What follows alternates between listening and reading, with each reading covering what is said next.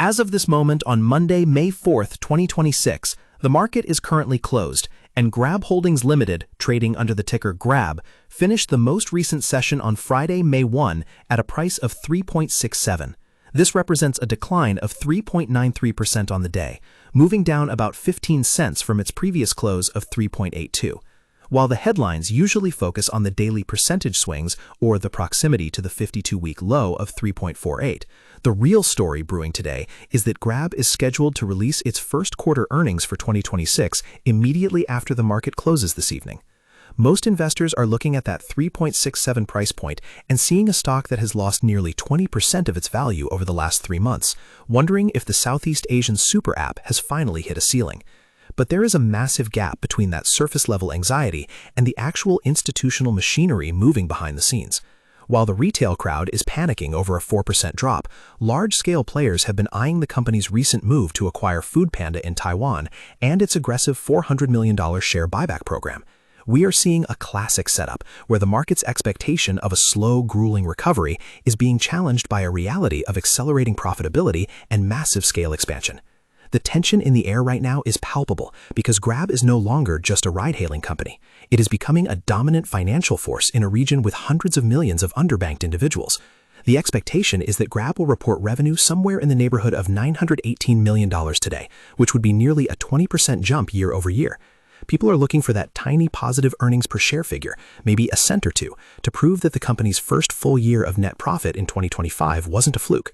The reality, however, is that Grab is navigating a minefield of regional challenges, from driver fee caps in Indonesia to rising fuel costs in the Philippines and Thailand. These are the details that separate a casual observer from someone who truly understands the mechanics of the trade. If you look at the trading volume from the last session, nearly 100 million shares changed hands, which is double the average daily volume.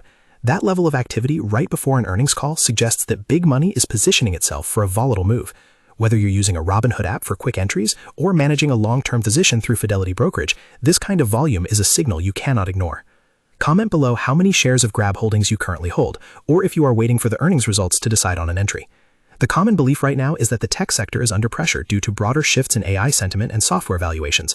We've seen Apple stock and Nvidia stock face their own sets of volatility lately, and Grab often gets lumped into that same basket of high-growth tech names. However, the internal reality of Grab's business model is far more shielded from US-centric tech rotations than people realize. Their growth is tied to the emerging middle class in Singapore, Malaysia, and Vietnam. While names like Tesla stock might react to global interest rate narratives, Grab reacts to the local adoption of digital banking and food delivery. This is why institutional activity remains so high despite the price dropping toward multi-year lows. Major firms have been adding to their stakes because they see the bridge between current low valuations and the massive gross merchandise value, which is expected to hit nearly $6 billion this quarter alone.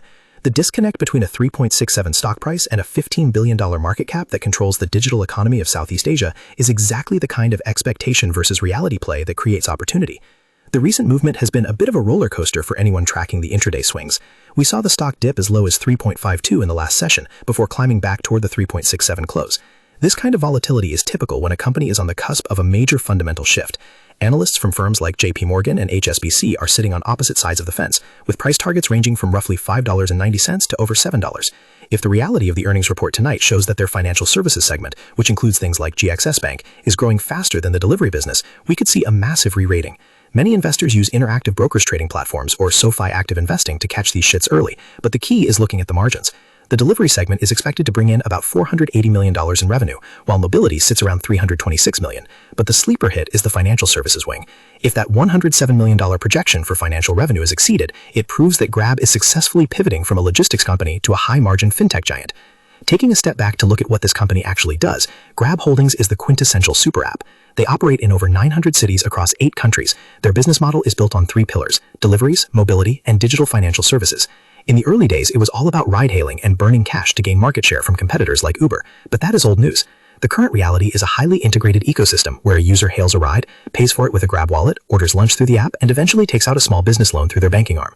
They recently acquired Stash Financial and are expanding their digital banking footprint with GX Bank in Malaysia. This isn't just about moving people from point A to point B anymore. It's about owning the entire transaction flow of a digital economy. This is why the path to profitability has been so scrutinized. For years, the expectation was that they would never stop losing money. The reality of 2025 changed that, and 2026 is the year they have to prove that profitability is sustainable and scalable. If you are someone who prefers self-investing or using investing sites to manage your individual brokerage account, you have to weigh the risks of regional regulation against the rewards of this massive scale. There are always whispers of mergers like the long-rumored tie-up with GoTo, which would essentially create a monopoly in the region. While those are just rumors for now, they add to the speculative tension surrounding the stock. Meanwhile, institutional players like Asanagan and Overseas Chinese Banking Corp have been quietly raising their stakes. They're not looking at the 3.93% drop on a Friday. They're looking at the 60% potential upside that many analysts are screaming about. When you see a stock trading this close to its 52-week low while its fundamentals are arguably the strongest they have ever been, you have to ask yourself if the market is mispricing the risk or if there is a looming threat we haven't fully accounted for yet. The future outlook for Grab depends entirely on their ability to execute in the financial services sector. As we look toward the rest of 2026, the catalysts are clear: the integration of Foodpanda Taiwan, the continued rollout of digital banking features, and the results of their massive share repurchase program. These are the tools they are using to fight back against the downward pressure on tech stocks. If the government in Indonesia or other key markets decides to further cap fees, that is a genuine risk that could dampen growth, but the expectation of continued dominance remains the primary narrative. The reality of the situation is that Grab is currently a $15 billion company that is often treated by the market like a struggling startup, despite its massive footprint and narrowing losses. This creates a high-stakes environment for the earnings call tonight. In summary, the contrast between expectations and reality for Grab is at an all-time high. The market expects a modest earnings beat, but remains skeptical about the long-term stock price recovery, hence the recent slide to 3.67. The reality is a company that is leaner, more focused on high-margin fintech, and backed by significant institutional accumulation and a massive buyback program.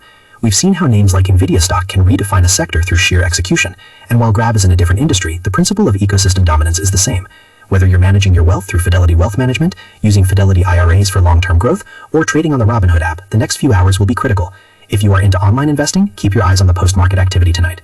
The session close at 3.77 might just be the quiet before the storm as we wait to see if Grab's reality finally matches the high expectations of its most bullish supporters. When we look at the broader landscape of online investment and the various platforms available, from the Fidelity mobile app to the Interactive Brokers platform, the access to global markets like Southeast Asia has never been easier. This accessibility is a double-edged sword for a stock like Grab. It allows for high liquidity and institutional participation, but it also means that regional news can trigger instant sell-offs from global investors who might not fully understand the nuances of the Singaporean or Vietnamese markets. The company's recent partnership with GAC to enhance electric vehicle ride-hailing is another example of a forward-looking move that the market has largely ignored in favor of short-term price action. They are trying to future-proof their fleet while simultaneously cutting costs through AI-driven delivery logistics. The path forward for Grab involves balancing these heavy investments in the future with the immediate need to satisfy shareholders who want to see consistent net income. The reality of their 12,000-strong workforce and operations in nearly 1,000 cities is a massive operational feat that requires precision. If they can maintain their monthly transacting user base, which is projected to stay near 50 million, they will have the leverage needed to drive further growth in their financial services. The tension between their current valuation and their market dominance is what makes this such a compelling watch. As we head into the earnings announcement, remember that the stock price is just a snapshot of sentiment, while the earnings report is the hard reality of the business. The gap between those two is where the most significant moves are made. The closing price of 3.77 on May 1st marks a critical juncture for Grab Holdings. Investors are stuck between the expectation of further sector-wide tech weakness and the reality of Grab's strengthening fundamentals in Southeast Asia. We've seen high volumes, institutional buying, and a strategic pivot toward fintech that could redefine the company's valuation. As the earnings webcast approaches, the focus remains on whether the company can exceed its revenue targets and prove that its model is resilient against regional headwinds. The authority with which Grab manages its next few fiscal quarters will determine if it can finally break out of its current price range and reward those who have stayed the course through the recent volatility. Maintain your focus on the actual data tonight, as the post-market reaction will likely set the tone for the rest of the quarter. In a world where Apple stock and Tesla stock dominate the headlines, a Southeast Asian powerhouse like Grab provides a unique diversification opportunity for anyone looking beyond the traditional US tech bubble. Disclaimer: this video is for educational purposes only, not financial advice. Please do your own research before investing. Market involves risk. Like this video, comment your thoughts, outshare with your friends, and subscribe for more updates.